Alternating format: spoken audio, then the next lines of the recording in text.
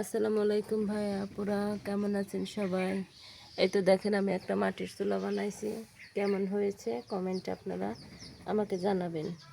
তো আমরা সারা বছর মাটির চুলাই রান্না করি, গ্যাস আমরা তো ব্যবহার করি না, যেহেতু আমাদের চারিপাশে বাগান আছে, পাতা আছে,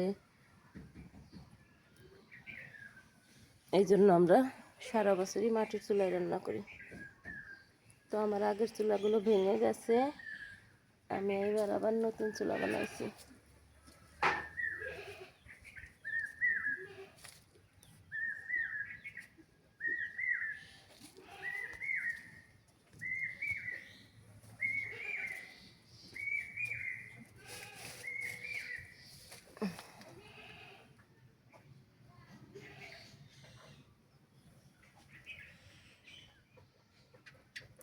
আরেকটা চুলা আমি বানাবো, সেই চুলাটা বানাতে একটু দেরি হবে, তখন আমি দুটো চুলাই একবারে ভিডিও দেব।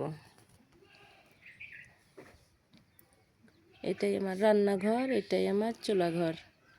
আমার এই রান্নাঘরটা তেমন একটা ভালো না, মাটির রান্নাঘর।